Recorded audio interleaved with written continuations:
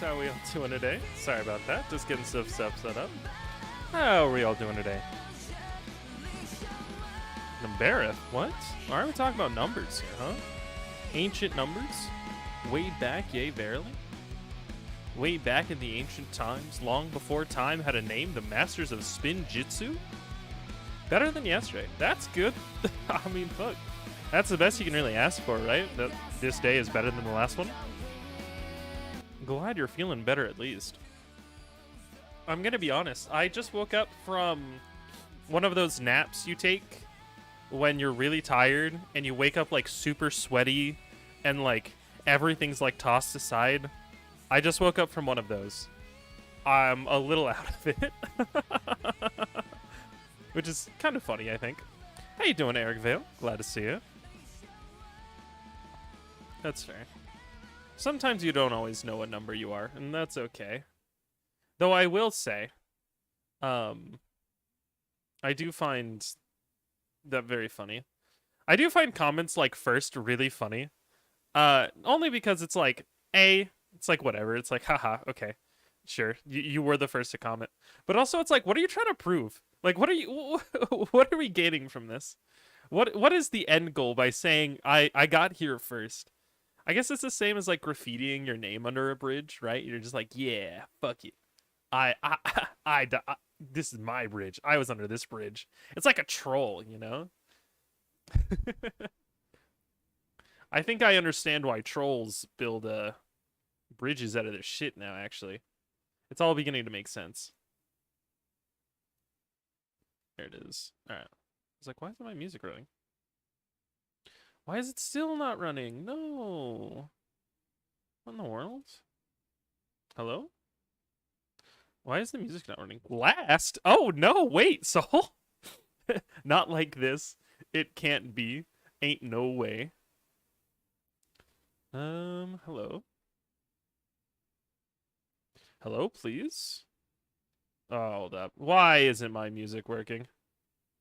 Hello? Every night I lie awake. That's fine. I'll just add some. Let me add it again. I don't know why my thing breaks every once in a while. I need to just figure that out at some point. Gotta look at me.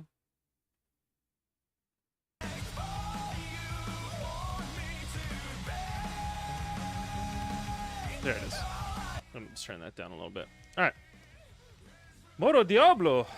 I'm doing pretty all right. I had to stay late from work today, which really made me mad. I was so mad. I don't even think you understand. It was like the last like 30 minutes of work, and someone called in, and they're like, "Yo, I need a quote for this shit," and I was like, "Oh, all right, fine." It was awful. I had to stay late. That made me mad. I think trolls are a really interesting species in like fantasy. Mainly because they're really underused.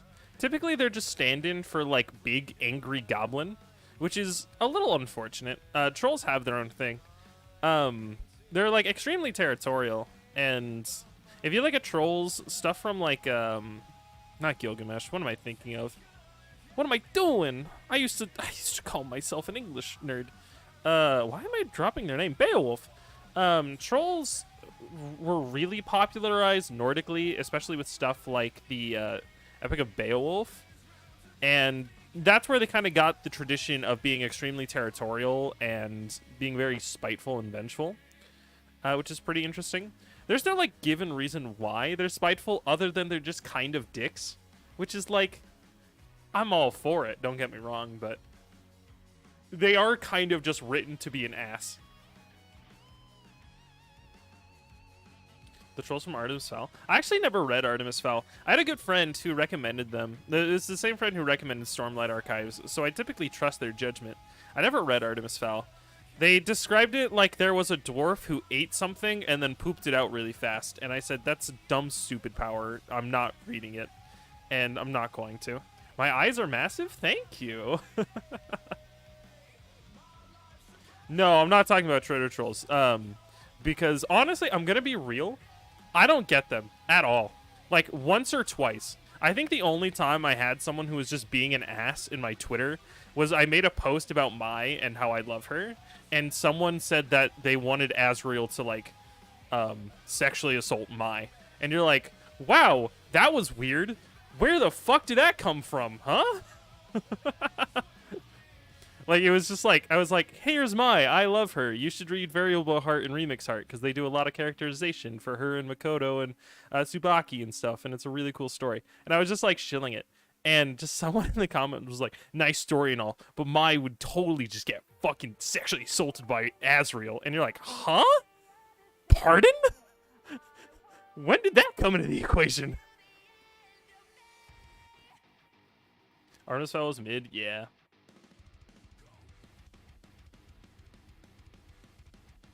What a great question. I don't know. People are weird. People are weird on the internet, and I've grown to learn that. I've also learned that it's really funny just to not talk to people. I wouldn't even say it's fanfic. Well, it might be. Who knows? All I'm saying is common Azriel player. That's all I gotta say.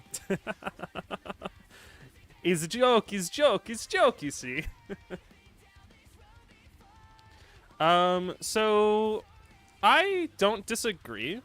It's actually incredibly funny how gay the like 4 girls of BlazBlue are, especially in like Remix Heart. It's incredibly homosexual if you read it. It's fucking nuts. Like, they're just like making out with each other, just like as a joke, quote unquote. It's incredibly strange how just fucking gay all of them are. Yeah, it was actually funny too, because Mori stated, he's like, I wanted Makoto to get with Tsubaki. I wanted to write a story between them getting together, but I don't think I could do a love story like that justice. So instead, they had Tsubaki get with Jin.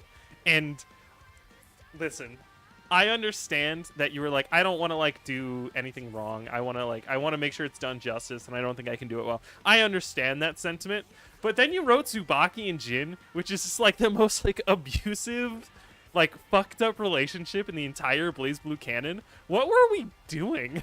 Is that really what we're pivoting to, Mori? Mori is actually a big Yuri fan, which is, you know, based, but you know, not as based as it could have been. Now Pikachu attack. Why'd you gotta go and say that? I'm not gonna say it wrong, but these bitches gay. Good for them. Yeah. No, it's actually funny. So Mai Natsume's power in Variable Heart, right? So in BlazBlue, how like magic works is there are abilities called drives. You're a drive user, right? And they're just like special abilities that only you have. Typically, drive users are like managed. Mai has a drive, technically. She has a drive, technically, because she's a grimoire, where she is able to take the memories out of something by tasting them.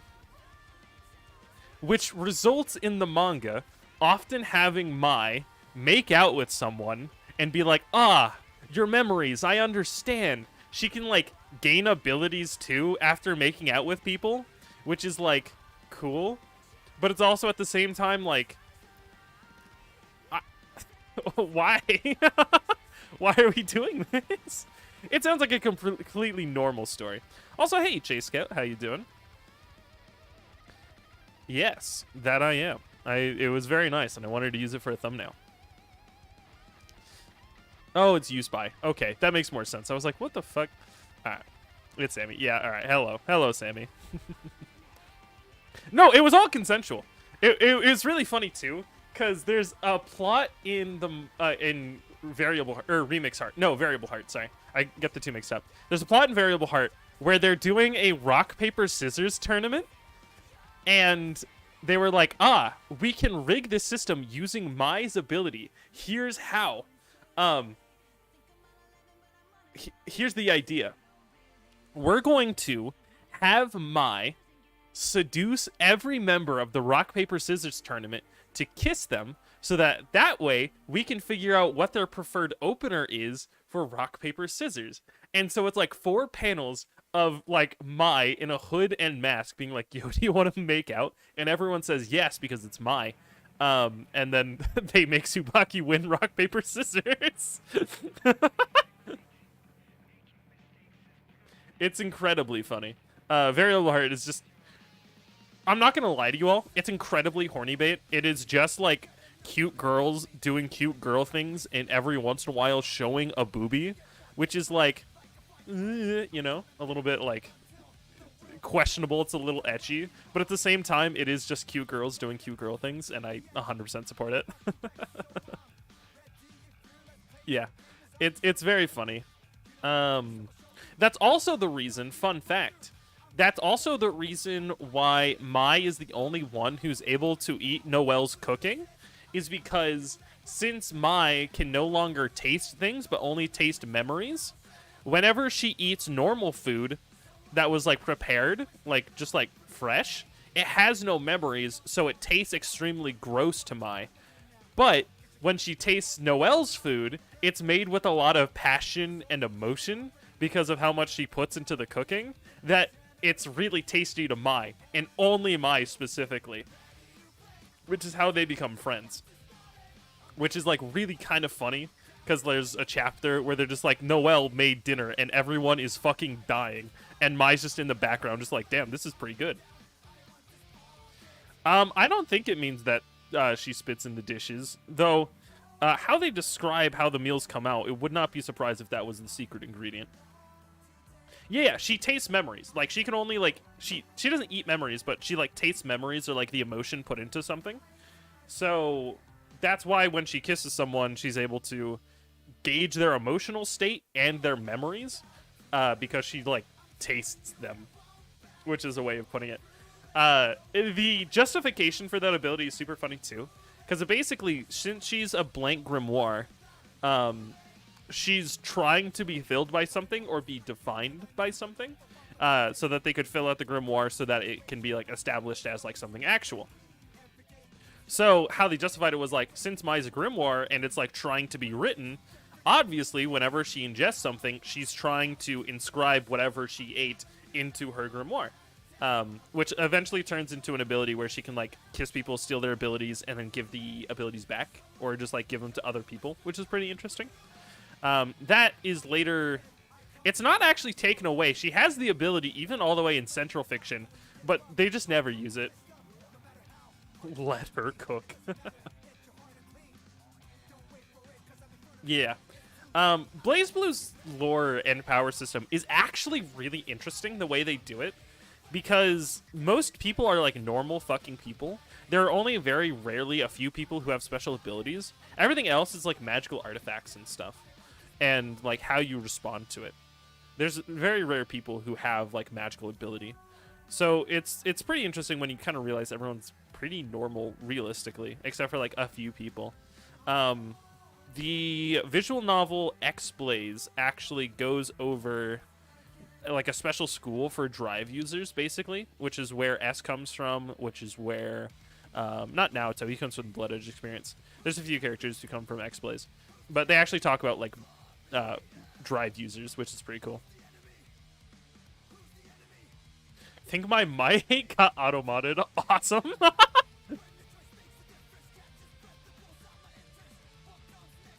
I think that is actually what she says. Like, she's like, I can't eat meat dishes because I just think of the actual person. It's actually really funny. When you kind of put it into perspective a little bit, you kind of realize how... I don't want to say pedestrian, because that just makes it sound just cringe. How kind of normal Guilty Gear is. Because, like, the weirdest thing that happens is, like, aliens from another dimension are trying to infect this world. And you're like, wow, that's kind of wacky and zany. And you look at BlazBlue and it's like, we've repeated this cycle 500 times. It's an endless cycle of violence and hate. I am the main character of the story, but I refuse my destiny. And it's like, whoa, whoa, whoa, whoa, hold on, back up. Hold on, I wasn't ready for that.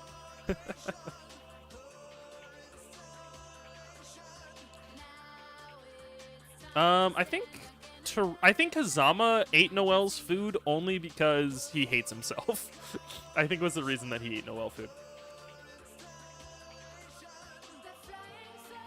Yeah, so drive is a special ability that you have. Most people don't have drives, it's incredibly rare, but they can be gifted drives through the abilities of grimoires or artifacts. So something like Platinum the Trinity's Muchirojin, I want to say, I'm probably mispronouncing that super bad, gives her the drive to be able to summon items or create them. But without the staff, she doesn't have access to that drive. However, someone like, who's a natural drive user? I forget. Is there anyone in Central Fiction who's a natural drive user? S is a natural drive user. She has one. That she barely counts because she's a prime field device. I think Terumi technically is a drive user, but he's a god. He barely counts. Muchorin? Yeah. On girl abs? Love him. Absolutely love him. No, this is Awakening the Chaos LA Vocals. It's an incredibly good thing.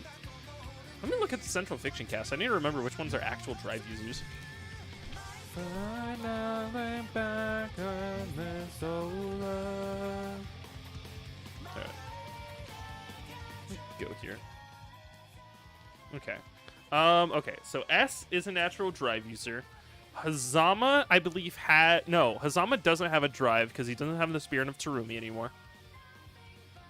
I would love to grate cheese on Koto's abs.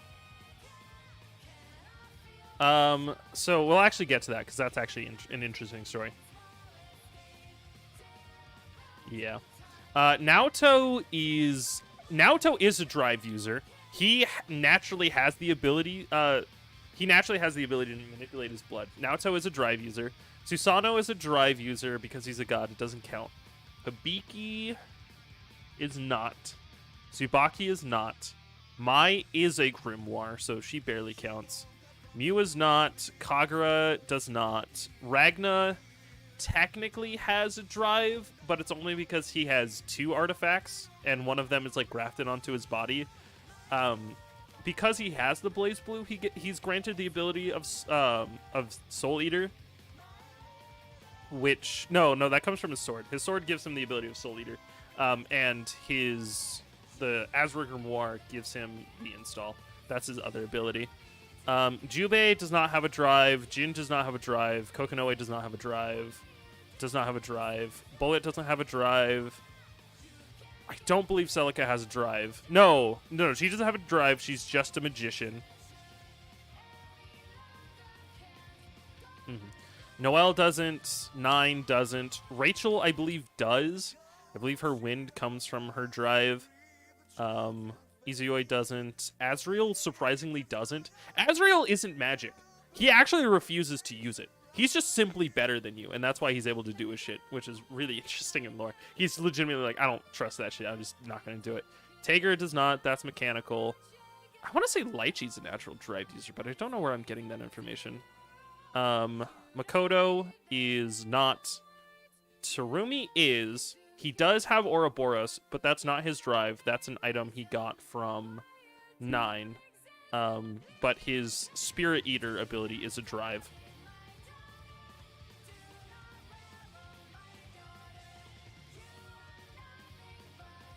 I would like to be known as the BlazBlue lore gal.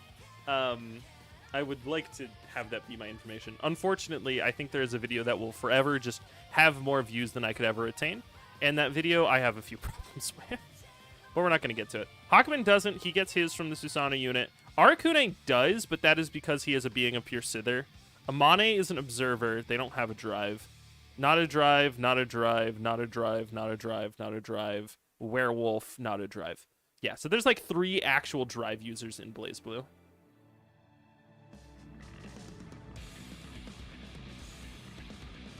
Yeah. Hakumen's interesting. As the White Void. He spends a lot of time dead. Kind of. Because the timeline in which Jin became Hakumen was going to resolve like any normal timeline, and was just going to be destroyed by the Tagamagahara naturally. But Kokonoe was like, I kind of need you a little bit. You want a brief story of Bullet? All right. You know what? Let me spit some facts about Bullet real quick. Bullet was raised somewhat unceremoniously, lived and breathed. She doesn't really remember her birth parents. She was adopted into a mercenary group who became her family. They didn't do a ton of fighting. They did a fighting here or there, but for the most part, they were just kind of a close-knit family that looked after her. While she was working in the military or this mercenary group, she ran into Amane. Amane taught them how to dance and eventually got a song so ingrained into the mercenary group's head that they were never able to unhear it, and that caused Bullet to give a blood vengeance against Amane. Anyways, Bullet's entire mercenary group dies because Azrael kills them during the Ikaruga War, to which leads Bullet to once again make another blood vengeance against Azrael. Here's the problem. Bullet is actually a very sweet, sensitive girl, and she actually gets really scared about confronting people. This is exemplified through the first interaction we actually see Bullet, where she confronts Ragna. Ragna is eating dinner with Taukaka in a diner, and he's looking like a little frustrated. Bullet walks up with the like swagger of a bounty hunter and is like, let's say you're the Grim Reaper, and let's say you're worth that like 25 trillion. What do you say would happen if I took you in? And Ragna's like, you should shut up, you're literally wearing butt floss. Fuck off. And Bullet gets so embarrassed and so like dreadfully like embarrassed that she just like, yeah, well, you're cringe, and she leaves and just runs out and just completely ignores the 25 trillion because she got a little embarrassed because Ragna said something a little lewd. She kind of eventually meets up with Azrael and tries to beat him. She loses and has to escape. Eventually, to once again get back at Ragna and Azrael, she joins a tournament to essentially capture Ragna. Ragna was setting a plot to try to capture Azrael with Kokonoe, and to lure Azrael, they used Ragna as bait. So she joins that tournament to be like, hey, I'm going to capture Ragna.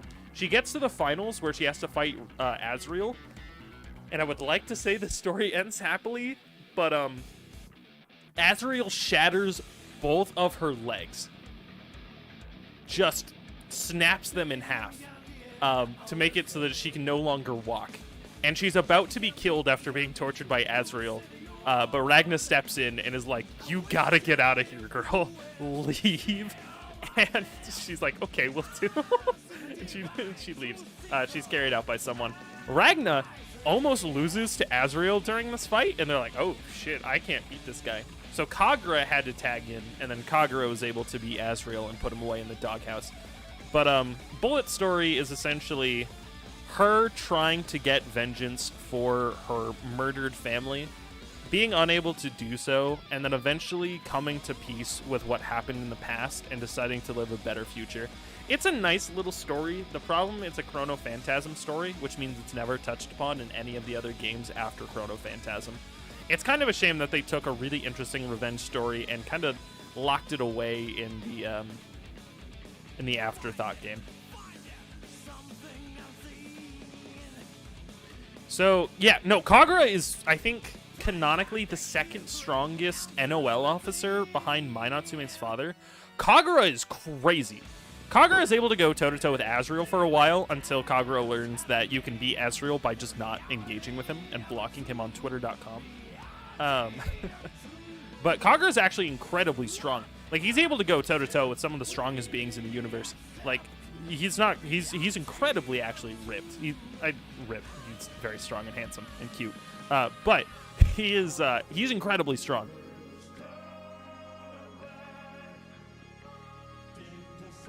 Yeah. You know, when, like, the most indomitable force ever kills your family, it's very brave of her to try to go after him. But it's kind of unfortunate that she never really gets to have a moment where she, like, confronts Azrael, where she's not just getting beaten up. It is a little bit... It's not a bad thing. It's a little just a bittersweet ending. But it's still a little unfortunate that you don't get to really see Bullet succeed. Kagura? No. No, I don't think that's canon. No, I think that was a doujin, actually. But, I mean, we take those. Yeah.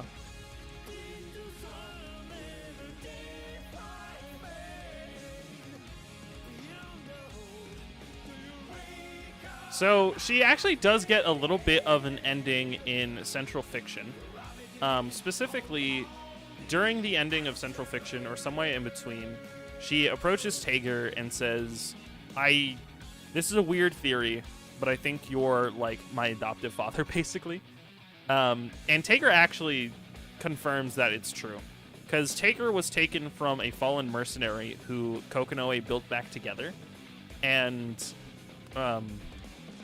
it's implied that the mercenary that Tager was based off of was the leader of the mercenary group that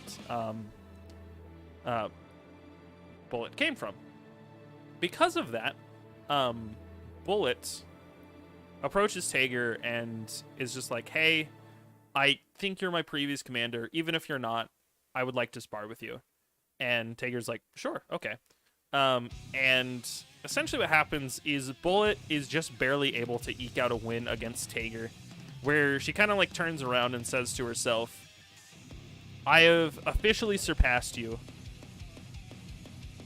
I hope that you're proud of me from wherever you are in the afterlife, that I'm finally strong enough to confront these things.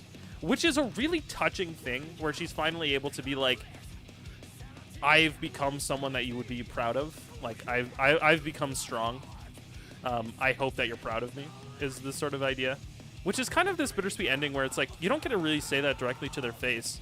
But there's sort of like this disconnect because Tager is a completely different person by this point. But there's still sort of this like really neat little family bond that Bullet's able to have with Tager, which I actually really like. Very difficultly is how you experience BlazBlue lore. Basically, you kind of have to say, Zam, there's a lot. There's a lot of stuff. My recommendation for getting into BlazBlue lore, find a character and go to the BlazBlue wiki and read their autobiography. Because of how interconnected BlazBlue is, almost every character has some sort of crossover or interaction with another character. I think it's actually really cool to experience BlazBlue through like a singular character that you just have brain rot for. Unfortunately, the character I had brain rot for was Ragna, so I had to learn the entire thing.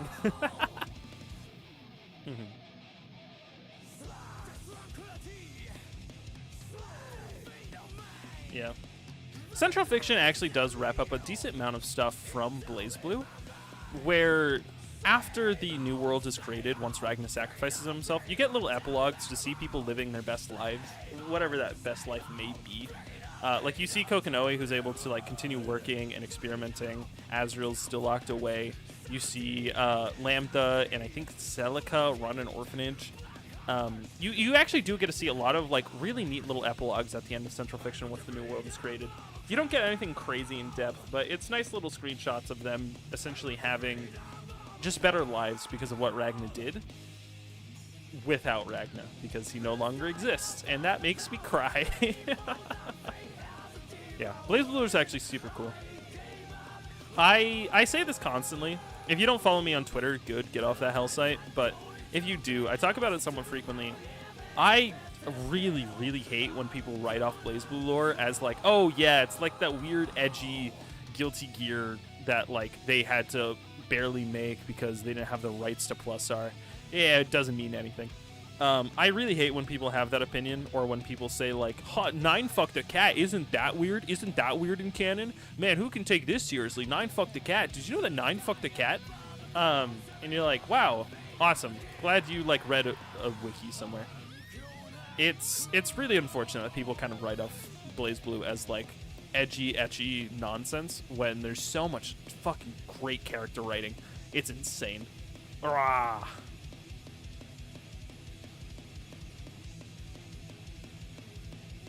Play the Central Fiction story as someone uninitiated in high school.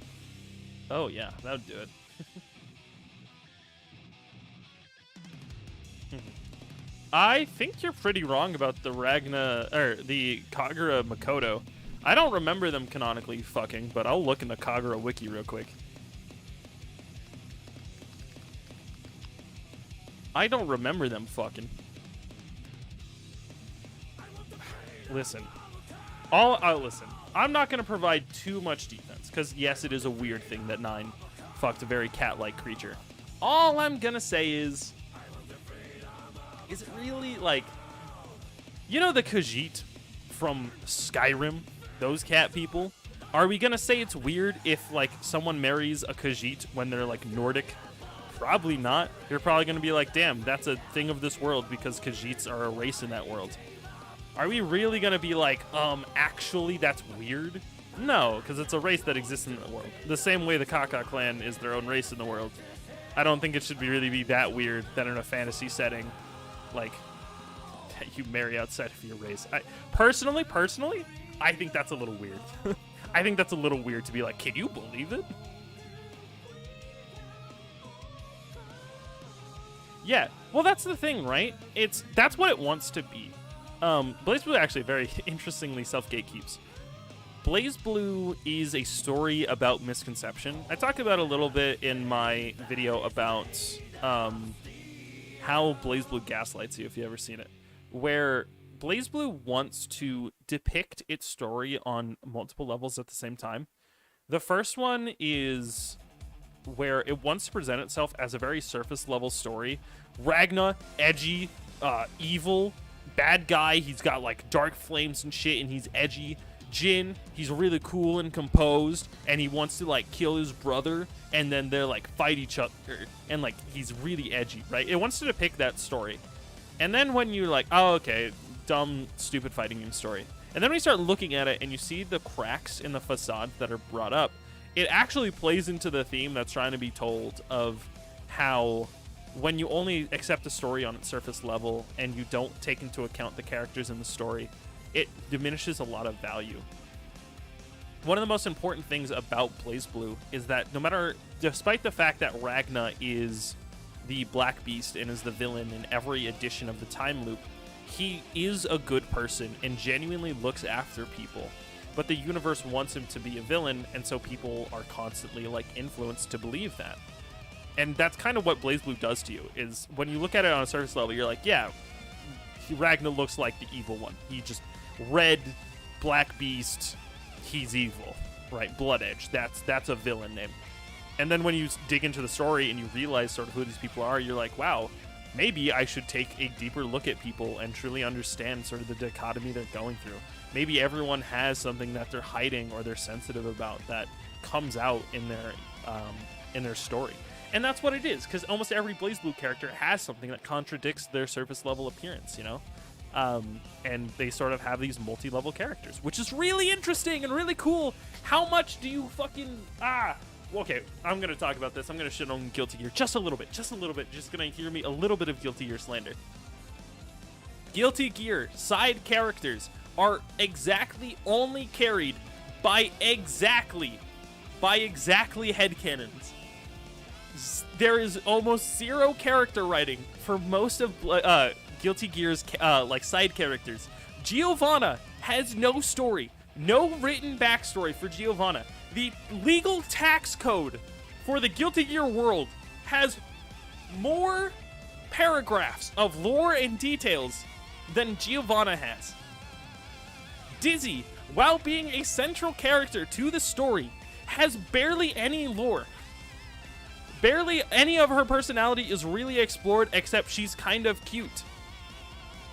We look at someone like Cliff, has barely any lore other than he is an old guy who used to be the leader of Soul. Cliff has like nothing. Maybe he like adopted Testament a little while and that's kind of cute. But like, that's it. Most Guilty Gear side characters have fucking nothing and have to be purely carried on the fan base's back. There are some characters who have very deep stories, and they're Daisuke's favorite. But anyone who is not Daisuke's favorite gets fucking nothing, and it's a little unfortunate. And it's not great.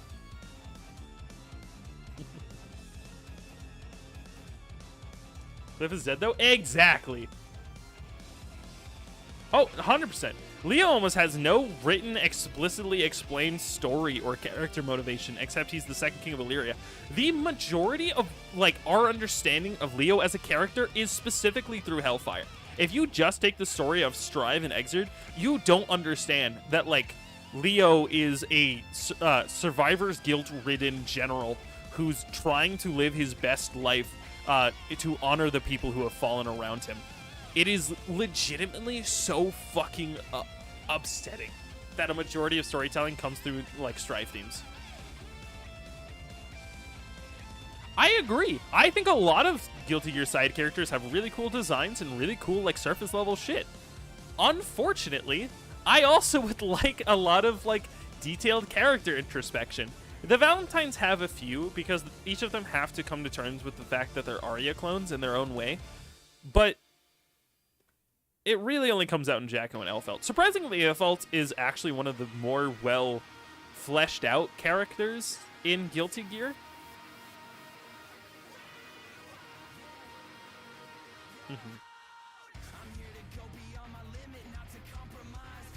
Is that Leolor brought up? No, it's brought up through Hellfire. The fucking, like, his Guilty Gear Strive theme. You look at the lyrics and you're like, oh, this is Leo's story. That's the only place where it exists. Yeah, that is true. Jam almost gets nothing. Surprisingly, Jam, a fan favorite, has, like, no lore. She runs a restaurant, lol. She is a little funny, lol.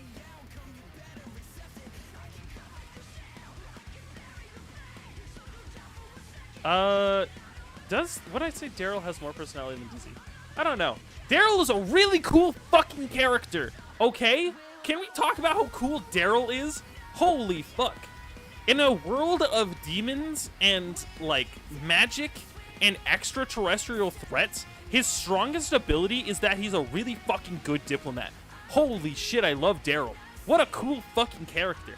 He has to, like, be like, I'm weak relatively, but, like, he knows how to talk well and he's smart. He is one of the only, like, genuine smart characters in Guilty Gear. Everyone else is, like, technically smart. They're like, I know how to build a time travel device. But Daryl is, like, socially smart and, like, understands social cues and, like, how to plan and effectively strategize. He's legitimately so fucking cool.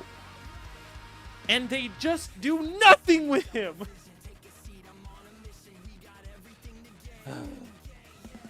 Yeah, Daryl's fucking awesome.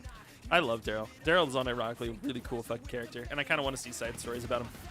Unironically, my favorite part of Strive story mode was Daryl and Happy Chaos just talking and trying to outwit each other in a verbal chess match. Unironically, one of my favorite moments was just Daryl and Happy Chaos just like talking to each other. I don't care if no one wants Daryl in the game. I want stories about Daryl.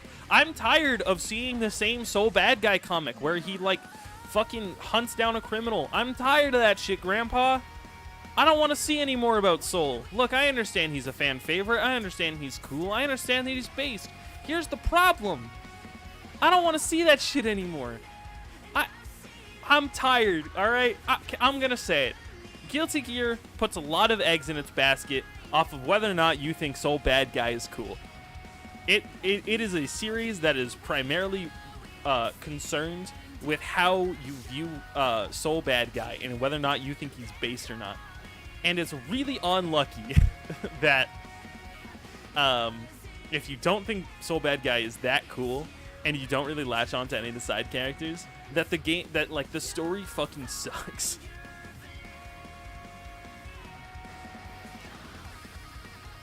I do think a Phoenix Wright Daryl would be really funny. Yeah. Yeah, I think Soul is very interesting in the, like, premise of what Guilty Gear is. The problem is, it's just like, man, they just don't do anything outside of Soul Bad Guy. Guilty Gear is Soul Bad Guy's story, which isn't a bad thing. It's just unfortunate because there are a lot of other side characters. BlazBlue is interesting because while it is ultimately Ragna's story and a story that follows Ragna, there's a lot of extra content for a lot of side characters. A lot of side characters have major roles to play in the story, which is not something you can say for Guilty Gear, because Guilty Gear, a lot of the side characters either show up for a scene and say, you do this, Soul Bad Guy, or like don't show up in the story mode at all and don't do anything. A lot of Guilty Gear characters aren't plot relevant. They don't do anything in the main story of Guilty Gear, which kind of sucks. And I'm not super for it. Yeah, that's exactly why Daisuke was. That's exactly what Daisuke made. He made Soul Bad Guy to be a self-insert cool badass guy. Daryl, he's just Kai with Happy Chaos God. That's kind of funny, actually.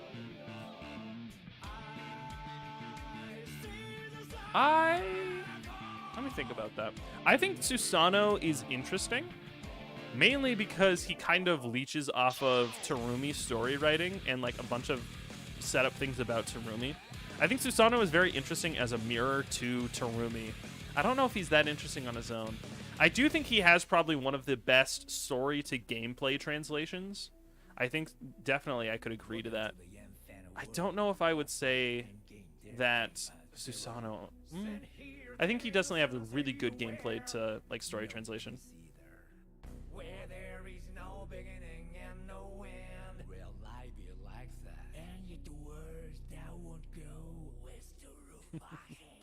It's just like a weird fursuit, yeah. Yeah. So Terumi's spirit went inside of the Susanoo unit, which was his original body, and he became the original god of destruction, which is really interesting. But if you take into account what Terumi is, but I don't know if I would say he's objectively the best written. No, I completely agree. BlazBlue is definitely a game that you can brain rot over a specific character, and you have so much to work with. You have so much to work with if you brain rot over a specific character. There's so much just shit to like brain rot about if you love a specific character. If you're a Valkenhayn fan, dog, you get a lot if you're a Valkenhayn fan. There's a lot of shit to obsess over if you're a fan of Valkenhayn. But if you're a fan of the other werewolf in the other Arc System game, BlazBlue, you're getting nothing because Giovanna doesn't got shit.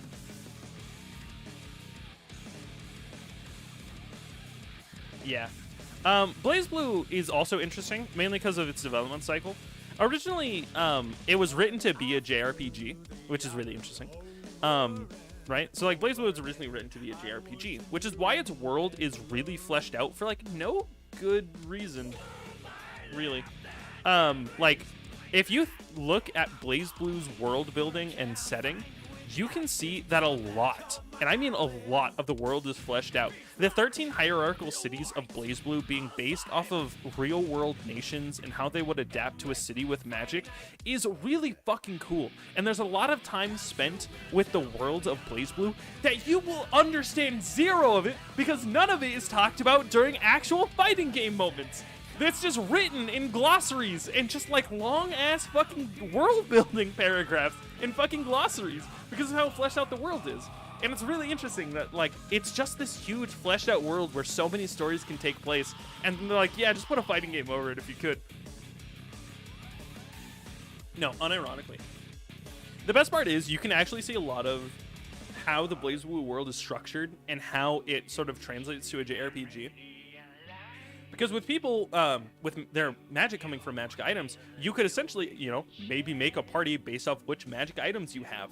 A lot of the BlazBlue story was started because of magical artifacts that were never properly sealed away by Nine the Phantom, which kind of sounds like a JRPG quest where you're like, go collect the 10 sacred Nox Nictoris. There's like a legendary god which is about to be reborn, which is a very JRPG thing. There's so much, like, very obvious shit that he wanted to do JRPG-wise in BlazBlue, and then you're like, it's a fighting game, though.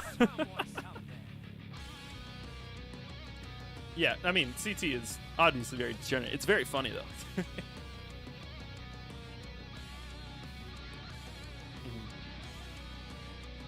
Right, exactly. That's the worst part. There's like 3 stages of being a BlazBlue fan. There's the first stage where you're like, haha, boobies, cool. The second stage where you're like, wow, these characters are genuinely very well written and I'm a fan of it.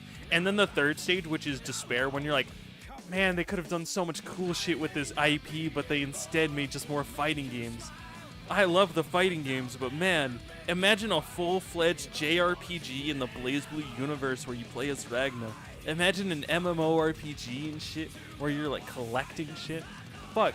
Even if you wanted to, I don't want to say this because I would never wish this upon any series. Unironically, as a gacha game, it would be amazing. It has such a good world that's just not touched upon, and it sucks that it's in the hands of Arc System Works, and Mori doesn't get it anymore because he left to make his own studio, and he doesn't have the rights to BlazBlue anymore. So now it's sitting in the hands of Arc, who doesn't know how to fucking do it properly. Probably, I don't know. I'm just going to assume that Arc System Works doesn't know how to handle BlazBlue. And the actual creator is writing headcanons about what happens if Jin were to be the one to receive the BlazBlue. On his Twitter, he released a full sketched artwork of what Jin would look like if he became the Blood Edge rather than Ragna, and it looks tight as hell. Yeah, we don't talk about Dark War. Yeah, we don't talk about Dark War. There's a roguelike coming out for BlazBlue. That game's coming down on Steam. But have you guys seen that? Yeah, right. Hold up. Let me see if I can pull this up. I want to see if I can. I really, really do. Let me see if I can find it. Should be recently. Mori P. Down sky should be high. All right. Look at this shit. Are you seeing this? Are you seeing the vision? Look at him. He's so fucking cool. Look at this shit. Jin, but he's got the fucking eye patch to cover up the corruption of the BlazBlue. He's got the red coat looking, hair down, looks fucking villainous. Oh, he looks so cool. I saw this, or MoreAP posted this. I saw it and I was like, holy fuck. That's my boy.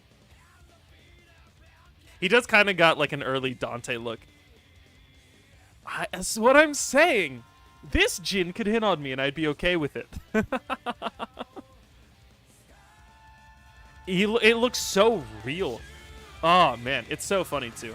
But, you know, maybe we'll just never get anything from Studio Flare ever because BlazBlue is in the hands of Arc System Works. And with how they've been handling DNF Duel, I don't know if they could ever do another series that's not Guilty Gear.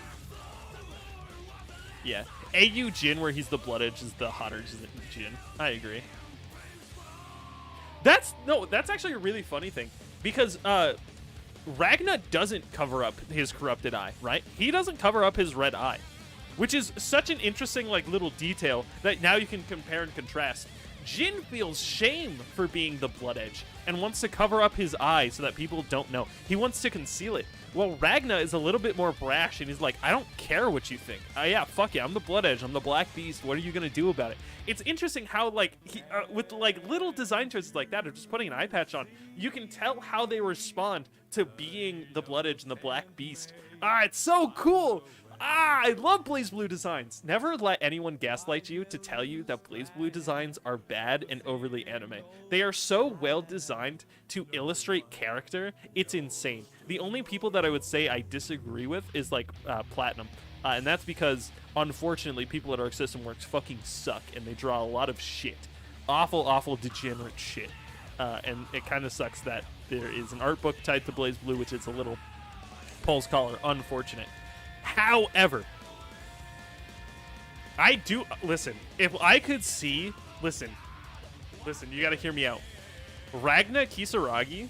If Ragna got adopted by the Kisaragis and got the Yuki and Essa, dog, imagine, dog. Okay, no, hold up. Now I'm imagining it. Ragna in the fucking NOL officer drip. Oh shit. With how much of a shithead Ragna is, imagine him being an NOL officer, but instead of Jin, who's like quiet and just kind of does his job and leaves, he's just kind of like an over shithead about it. Dog, dude, imagine. Oh, that would be so cool. Actually, wait a minute. Am I pull a sock right? Maybe. Who knows? It looks like he's developing something for Studio Flare because they did announce that he did have a fighting game and another game in the works at Studio Flare. He hasn't announced them yet, but it would be interesting. But still. Oh, wait. Have you guys seen the new DNF Duel trailer? Is that something you guys have seen before I make this joke? What do you guys know about the new DNF Duel trailer? Oh, this is gonna be funny. This is gonna be funny. This is gonna be so funny. You guys want to see the best you guys want to see the best ever conceived of gameplay trailer for the new DNF Duel character. All right, so this is Spectre. This is Spectre. And can I just say, mommy? Mommy? Right? DLC character for DNF Duel. This took over 11 months. Morty Gallopy? Damn. Right? All right. So, right? You see this character. Took them 11 months to come out with this character. Between announce to release, we finally get gameplay. Took 11 months. This is what they did with their 11 months. All right. Pretty sick design. Cool intro. I dig the shades. All right. That's an... Why? Wait. Ma'am? Sorry. Hold up, ma'am. Just real quick. All right. You got the combo. Why'd you back up? Why'd you leave? Why'd you do that? That's weird. Okay. Okay. Cool. Anti-air? Yeah. Ma'am, you dropped your combo again. You dropped combo. It's okay. I completely understand, though. Don't worry about it. Nice. Counter assault? Why'd you do that? What option were you beating there?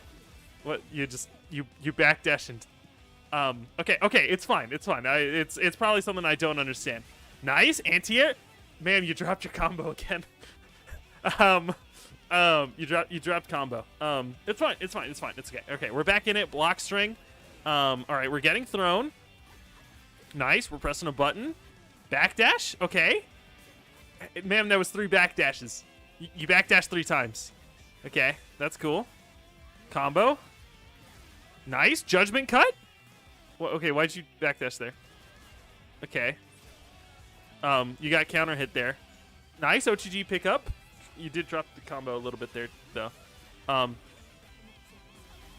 Okay, I guess we'll call that a reset. Looks like you dropped combo again. Okay, nice. Guard break.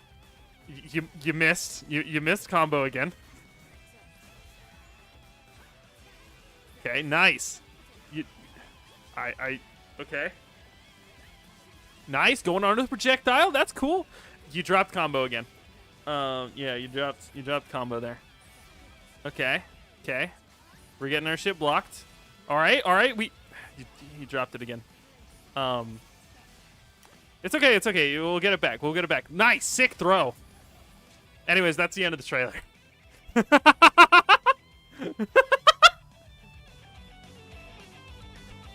It's a minute and a half of this random fucking CPU dropping combos and then backdashing 3 times. I think the last time I checked Steam charts, there were 7 active players for DNF Duel. Let me look it up.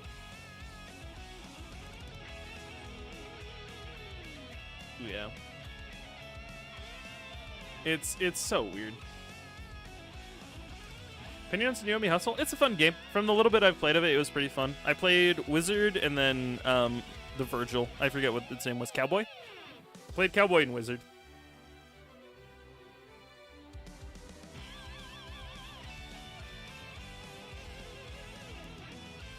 Yeah. All 5 DNF Duel developers struggling. Dog, it's so funny. DNF Duel is so funny as a game because there was like a time where everyone tried to gaslight everyone that the game was hype. No one believed it, dropped the game, and then they just didn't touch the game forever. Let the game die, dropped it from Arc World Tour, and have just like resigned it to its grave basically, which is really funny. And the only people who play it are failed Eno players. Sorry. We don't like Sonic Soul in this household.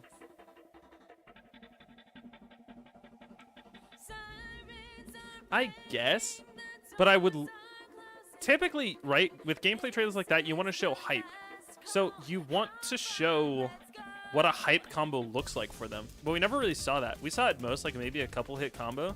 You're not really selling people on how cool and flashy the character can be when all you're showing is resets. In addition, we didn't see a super. Now, I know there's the Dragon Ball bit of like 3 seconds of character introduction, super, end trailer. That's not what I want. But like, if we're talking about building hype, showing off a cool cinematic super is kind of what you want to do, right? Like, Yeah. I've been enjoying Street Fighter 6 recently, if we're going to talk about Street Fighter right now. I've been enjoying Street Fighter a lot, right? Mostly I've just stuck around like Jiri and Manon. I just think they're funny. But I have just one big complaint with the game, and it's how polarizing throw loops are. I find it very difficult to genuinely enjoy grinding the game with how polarizing of the like throw loops are.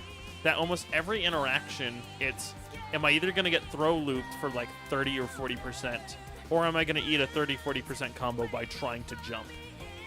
I don't think it's a bad game. I just think there are a few things with it that just make me mad. And I try not to let that happen. I'm trying to be very chill with this game, just take it very casually. But like, man, it's hard to take a game casually when you're just kind of getting thrown looped again and again in corner. And when you try to break the throw loop, people can kind of option select with jab. Have you seen the one thing with Luke? If you jump, if you neutral jump in corner against Luke to try to avoid throw, he gets a guaranteed DP after. You can guarantee a DP after a whiffed throw if you neutral jump in corner against Luke. It's like one of those things where you're like, awesome, glad that happened. So now you're kind of constrained to doing a like forward jump, which means that they have more time to set up. No, wait, I think in the video they were able to TP the cross as well. Yeah, you kind of just die if you neutral jump in corner against Luke to try to avoid throw. And that's kind of the problem I have, is just like, the only real thing you can do is backdash. But a lot of people are still in grab range after a jab. So a lot of people can option select jab into throw with the exact same potency as people can do just throws on wake up. It's a little infuriating. Yeah. The lack of air combat's not the worst thing that I've ever like seen. There's a little bit of air footsies, but nothing crazy. I do like air dashes though. I without an air dash, it feels a little weird.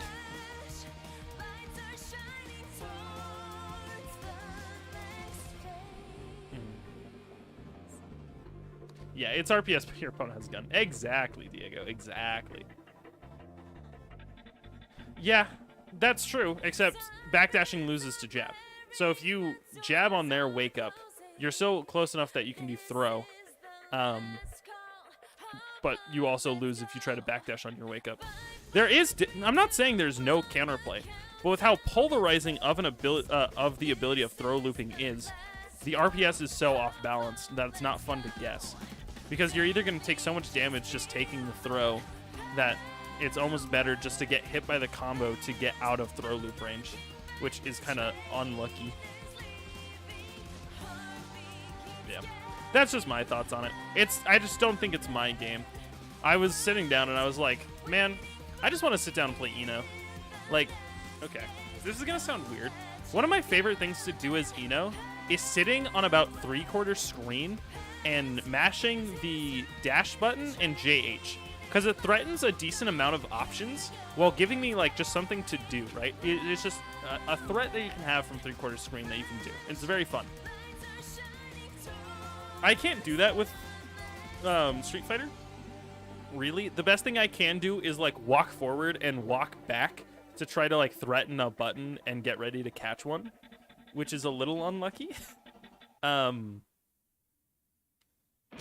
And that's kind of like the only real thing you can threat from any point in the screen, and it's not unfun. It's just definitely not my level of fun.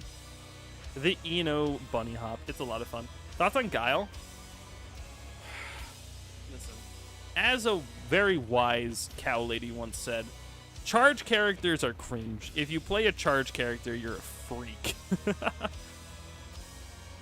I don't like characters who win conditions is holding down back. I understand that Guile actually has a lot of rush down, throw loop sort of character vibe to him. I completely understand that. But there is a way to play Guile that is so lame that you just sit like mid-screen, holding down back, throwing booms, and are either like, all right, you're going to parry the booms until you're close enough, into which point you're either going to parry to attempt to get rid of the flash kick, or I'm going to throw you. Or if you don't parry and decide to jump, you're going to get flash kick. Or you're either going to block the booms close enough to have enough time to catch the throw, but by that point, you are now incredibly limited on your drive gauge, which means you're not going to be able to start your offense anything crazy. He's such a strong character, Guile is, which isn't like a bad thing. It's just a little obnoxious when a zoner is very high tier. Actually, that's the thing, right? With someone like Axel, I actually don't mind playing against someone like Axel, because while Axel's obnoxious and he throws buttons and takes up a lot of the screen, there's like there's a rhythm you get to it. You're like, all right, you're seeing like the projectiles go out. You get a feel for like what your opponent specifically likes to like look out for and how they're adapting to you, and you get to find creative ways to get in. It's a little bit of why I actually kind of like fighting Axels in that regard, right? Is like you see the rhythm to it and you are able to play into it. My only problem with fighting Street Fighter zoners is since you can't manipulate your air momentum really at all unless you're playing someone like DJ, you're kind of stuck in a situation where you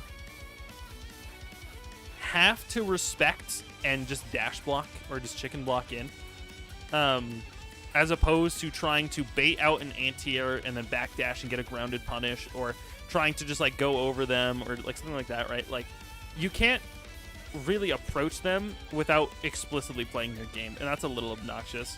So I actually kind of like anime zoners maybe just a little bit more. The only anime zoner that I'm really like against is like Mew, and that's just because they kind of have the same vibe where you kind of have to respect them at full screen and like forced to play their game. I resent that as a Kagura player. Happens. That's the thing, right?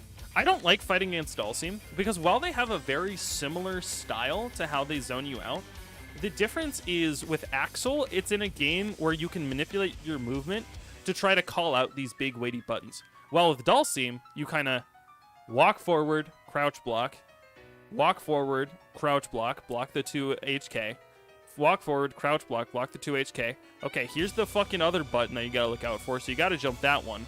But now you're getting hit by the anti-air button, so you gotta get down, walk in. A few characters have counterplay to this, where they're kind of able to counter hit the buttons and get him close enough, like Manon with 3 HK, that you can do stuff with. But Dhalsim, because of the game he's in, forces you to approach that situation so much slower that it's just brain-rotting pace. Hey, Sleeper Ninja, how you doing? Justice, I don't play a lot of Plus R, so I don't have an opinion. All I know is that people hate Justice unless you play Justice, in which case Justice is the coolest character ever. That's my humble opinion. Yeah, JP is kind of nuts. So JP having a frame 1 parry that beats throws is really obnoxious, right? So with the Baiken matchup, as Ino, right? Here's what I'm talking about, right? In the Baiken matchup as Ino, you oftentimes default to going for throws because parry is such a strong option. Or instead of going for your normal Oki setup, you instead go for Dote setup, right? So you kind of weigh out these two options. There's an obvious counterplay to the parry, but it's something that you kind of have to respect. It's obviously weighted in Baiken's favor, but there's still like this very obvious counterplay of what you're doing and options that you want to go for. Meanwhile, with JP, it's like, all right, you blocked the zoning. You're in. It's time to start your offense. Your offense is countered by everything except for projectile. So unless you have a projectile, you're not mediating this character. And if you're not mediating the character, it often means that they get to backdash and do their button that's plus on block and pushes you to half screen. So either give up your turn or risk getting set played from a parry, which is really obnoxious to put on a zoner. If it was like someone who's rushing you down and in your face and they catch buttons in between their obvious frame chats with a parry, you're like, okay, that makes sense. Kind of like what Baiken does, right? Baiken's parry is to catch people mashing where they shouldn't be mashing, right? That's the RPS with Baiken. With JP, it's like, oh, you're in? Nah, fuck it. I'm somewhat looking forward to Final Fantasy 16. I wasn't able to play the beta, but I do like DMC's style combat, so I am somewhat looking at that. I don't know much about Dragon's Dogma. The only thing I know about Dragon's Dogma is the one voice clip where the guy's like, "Come!" and they came. That's all I know from Dragon's Dogma. What else is coming out recently that I'm looking forward to?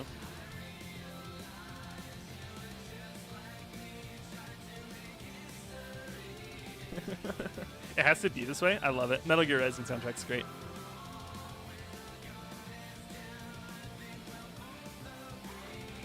Yeah, like he just grows dark energy inside and you, explodes out. It's super cool looking. And like, what a raw voice line. And he's like, "Would you like to hear how this ends? In ruin." Ooh, Persona 3 remake. I actually am. There was a lot of dooming in my comment section when I released that video about the new voice actors. About people being like, "No, Yuri Lowenthal isn't coming back. No, what are we gonna do?" And it's like, yeah. I'm actually super hyped about the new voice cast. The game's old, right? Like, Persona 3 is like almost a 17, 16-year-old game, almost, I think. So it's kind of unreasonable to expect the entire cast to come back to do the project and record lines for it. Like, it's just a little unreasonable to expect that of, like, this old of a game. So I'm actually kind of hyped about the new voice cast. I know they're not including the answer, and they're not including FemC, which for some people is, like, unfortunate. As someone who really likes the female option to play as a character for some reason, who knows, I don't mind FemC not being in the game. I know a lot of people are like, "Oh, but she has such a cool arc in Persona Q, I guess." It's whatever to me. I'm not super sold on FemC, so it doesn't really super matter that I don't think she's coming back. That being said, it is very interesting because they did confirm, they're like, "You are getting all of the social links. You're getting story stuff from Fess." So it's going to be a somewhat definitive-ish edition where you're getting most of the story stuff from Fess with all of the social links. The only thing you're missing is, like, FemC and the answer. But honestly, just play the answer or just emulate it at that point. Like, if we're being real here, the answer is a slog to play through. It is genuinely unfun to play through. The story is great because they do a lot of, like, building for the rest of Seas, but it's a slog through playthrough. Unironically, the answer is better enjoyed reading about it than it is actually playing it.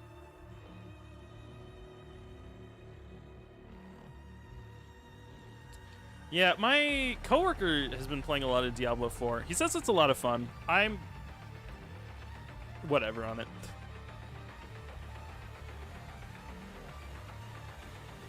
Come, and they came. Sure, go for it, Diego. Yeah. Oh, shit. Do you know what I just realized? We can't listen to Bury the Light. There's people going around who falsely copyright shit for listening to Bury the Light for some reason.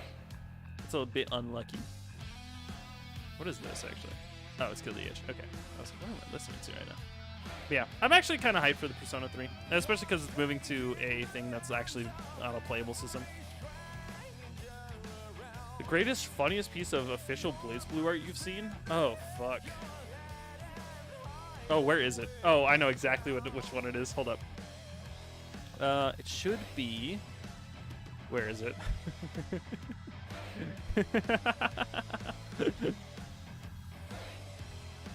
Yeah, it's still going. I got hit with it a couple weeks back. It's still going. It actually sucks. Bury the Light's so good. The funniest piece of official BlazBlue art that's ever been devised by humankind comes from, I think it's BlazBlue Radio Dynamic. Here it is. Hell yeah. This is the objectively funniest piece of BlazBlue art.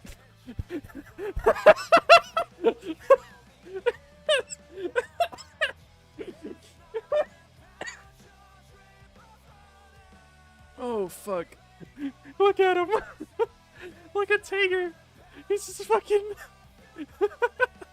blank-faced. Just fucking not enjoying his time in a little floaty. Just kind of at sea. There's a little face on the sun.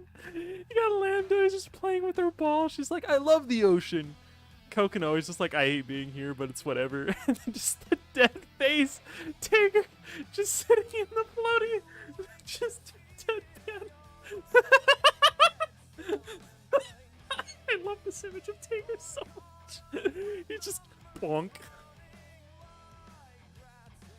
Wedding is just Azrael. It's very funny. It's actually funny. There's a lot of BlazBlue Radio actually has a lot of really funny like arts of shit. Here's Kokonoe with fucking Pericles for some reason. Where is it? There's this one's funny where Kokonoe's doing the full like JoJo apologize pose.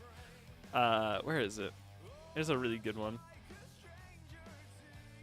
Oh, this one's funny. Without context, what do you think this is implying?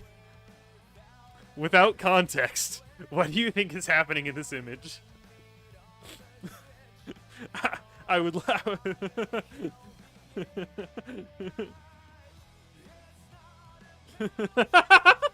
yeah, you guys get it.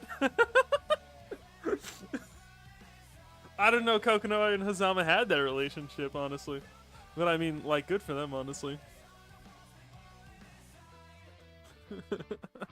Hazama got the vibe in, for real, for real.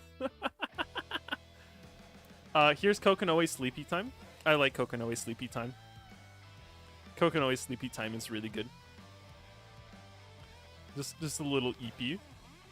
I like how she has the tiger, the golden tiger blanket. I think it's very cute. Kokonoe EP. What's the other funny one? Oh, gaming. Plays Kokonoe sleeps. True. That's Kokonoe propaganda. This one's funny. I like this one. Just the fucking just shocked Kokonoe is so funny. There's Ragna doing karaoke. No, this is Ragna doing stand-up. I think that's kind of funny. Oh, where is it? Where is it? Fucking, oh, this one's awesome. Very cat. Tsubaki hater? Yeah. I think the joke is that Ragna's making a joke at Jin's expense and Tsubaki's getting upset about it, I think is the context for it. But I just think this is funny. Yeah. We can look at him. Honestly, like, if you ever just want a good laugh, just go to the character pages on the BlazBlue wiki and just go through their BlazBlue radio art. I think 9 has a couple funny ones.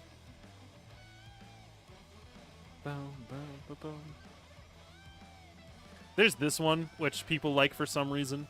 I think this is very cute. A little questionable on the Kokonoe in the background, but we're not going to worry about it. Snuggles. I like this one a lot. Because this is the very canon dynamic between them. Is 9 is like, oh, so cute. It's a little scrunkly bunkless. And just Jubei fucking hates it. He's just so mad. I like their little dynamic. What is this? Wait, I don't think I've seen this one. Why is she hugging Spam? Spam, my beloved. Like a bikini it.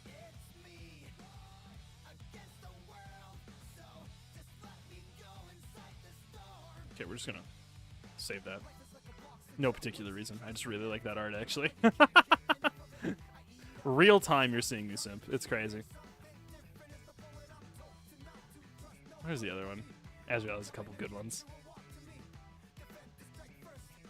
Is he not? Hello? Just have that one. His birthday. Is he not on radio at all? Oh, there he is. Azrael will never be balling.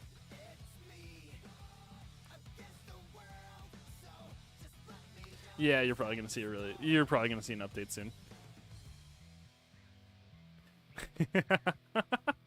Why are there so many images of him in like school day uniforms and shit? Why is he aggressively eating meat like this? I wonder he's staring at the camera? Holy shit, he's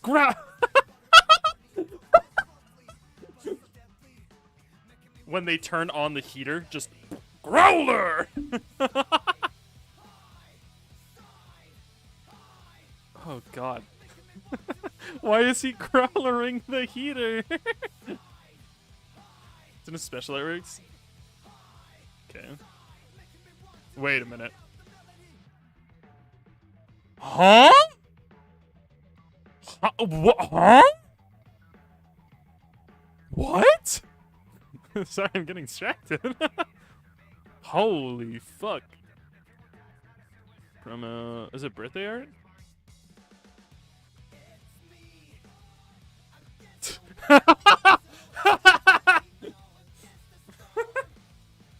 God damn. No, wait, hold up. Hold up, wait a minute, hold up. I gotta find something.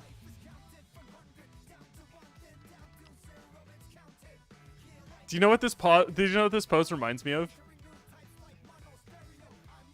Let me show you. Let me show you. If you know, you know. If you know, you know.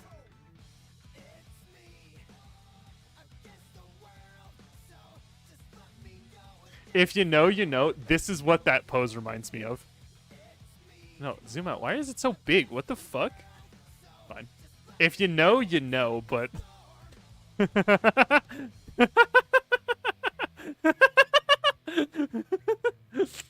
They look a little similar, right? Like, you see the vision.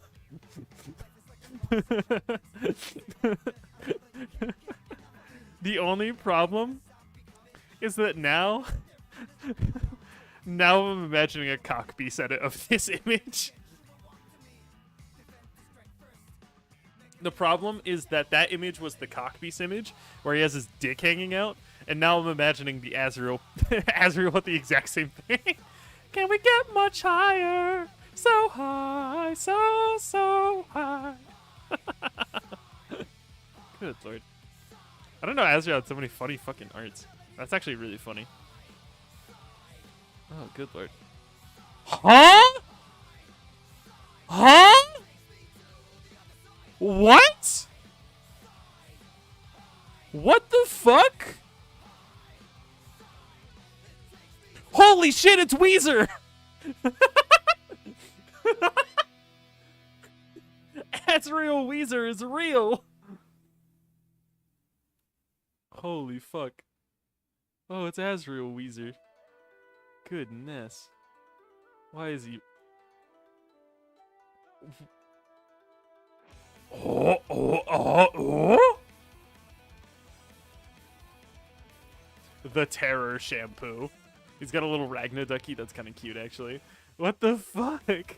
Why is this the art they went for him? If you ever just want a good laugh. If you ever want a good laugh. BlazBlue Wiki, Gallery, Radio. BlazBlue Radio. It's so good. It's so Kino. There's some Kino arts there. Holy fuck, this is just a dick pic. This is just... Holy fuck. This is just Azrael wearing Bullet's shorts. Just like man-spreading. What? What? Huh? Sir? Excuse me? Huh? What? Are you out of your mind? Huh? Got posted around a lot. I like how, like, Tsubaki's, like, visibly shaken. What the fuck? There's a more detailed version? No, surely not.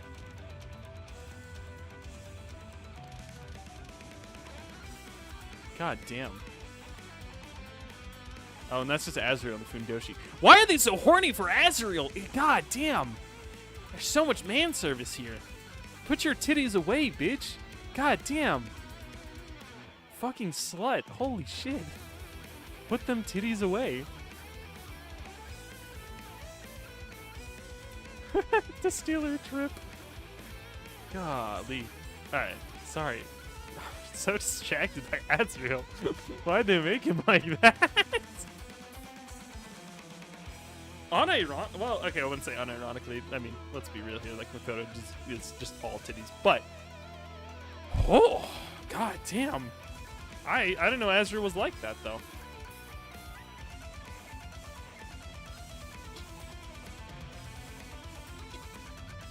Precursor to the cock edit. BlazBlue cock piece. God damn it. Oh, good lord. Alright. Yeah, no, that was a fucking time. I didn't know he was like that. Shit, I didn't know he was chill like that. Fuck. Scratch his chin. No, BlazBlue's funny. I kind of do. Actually, I kind of respect it now. Before I was like, whatever. Now I kind of respect it. They're very ecchi in every direction. They're like, yeah, we can sexualize our women. But what about we sexualize our men, too? What if we just gave Azrael just a huge-ass fucking bulge? And you're like, real? Promise? You know what? BlazBlue supports gender equality by sexualizing their men and women. So that's how we take it. No, it is super funny, Azrael's stance on that. He straight up is just like, I will fight people who want to fight. But if you don't want to fight, dog, I respect that, and I respect you. If you don't want to fight, we ain't gonna fight. I'm gonna call you a bitch a little bit, but, like, listen. If you pick on people who don't want to fight, fuck you. It's so funny that that's his mentality. He's like, I just want to kill people, but I only want to kill them if they want to kill me back, you know? Like, if they're gonna fight, they're gonna fight, but if they don't want to fight, I can't kill them or nothing.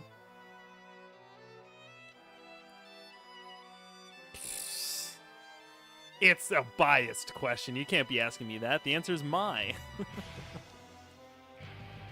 I would easily be Mai Natsume. God damn. Oh yeah. Well, okay. GlazBlue has the song about fucking anal sex. They're on a different level. Fuck. What's his name? I haven't seen Spider-Man 2. I need to at some point. I might just go tonight and just fucking buy a movie ticket and go by myself. Oh, wait, did you not know? Oh, wait, do y'all not know about that? Wait a minute, hold up. Do you guys not know about the anal sex song in GlazBlue Fantasy Versus? Shit. You guys were listening to that and you didn't even know? Oh, shame. Yeah, Lust Parade.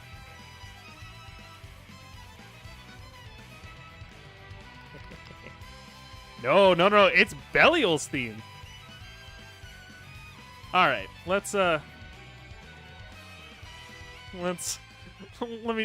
me show you around the place. All right, Reddit's down the hall and to the left. Oh hell, welcome to my feast. Time to start the hedonism. Yes, tonight you take the lead. Daddy won't stop your inhibitions. God damn, he's chill like that? I don't know he was chill like that. Just do what you want. Do what you like. Release those desires. Let them go higher. Can we get much higher? Show me your exhibition. Evil? Who? Me? You think so? Let's see. People want to judge short-sighted at best. But what do they know about? Just look at your grudge. Forget the rest. Don't you feel the debauchery? If your eyes are the mirror to the soul, then I'm sold. So, oh, you gotta say more? Then spit it out. Feel loud. Go ahead. Ask away. It is so fucking sexual. This is a Dr. Seuss song. Crazy how you say anything that rhymes as Dr. Seuss chord, but you know, I'm down for it. We're all rotten underneath, down to the bone, inside of you, inside of me. Then again, no doubt it's hot. I'm into that kind of thing. Shit, I don't know Belial was like that. Fun fact. Dr. Seuss score. Listen, it was the first thing that came to my head. Expose that soul revealed to me. That's called growth. Now we're talking. Gentle? No. Harder. Yeah. Call me anal retentive, but I'm bored later. It's just actually about fucking someone in the ass.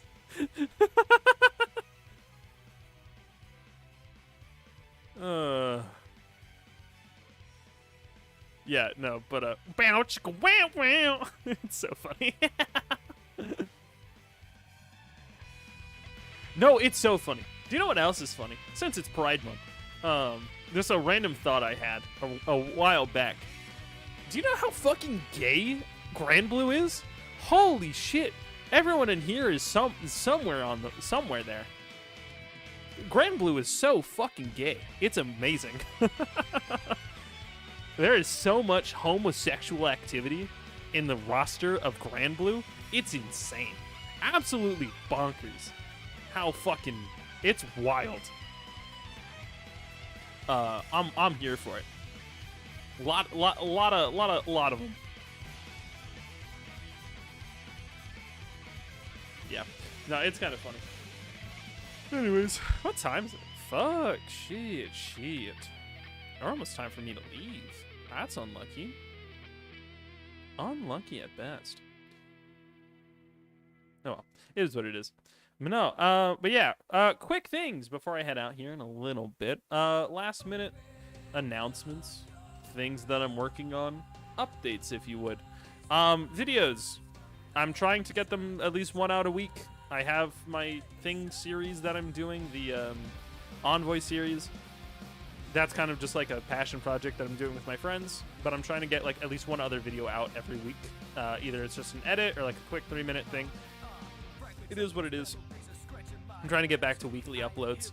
They're probably not going to be the same like 8-10 minute uploads that I used to do. That was when I had a lot more free time in my life, which I no longer have now.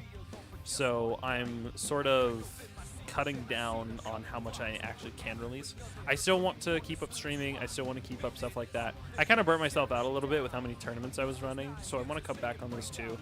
But I do want to get back to weekly uploads and at least streams 3 times a week, 2 times events, you know, like either a tournament, D&D, or like something of that like, and at least 1 or 2 other just chill hangout streams, because I feel like those are important.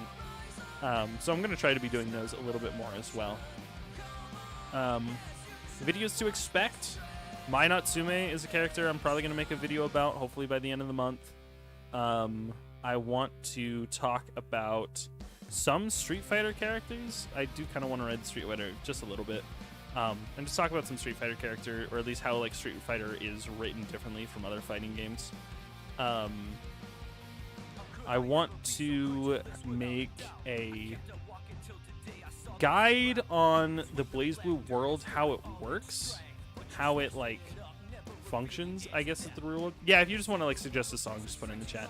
I want to make a video about like how the world of BlazBlue works and kind of explain its mechanics.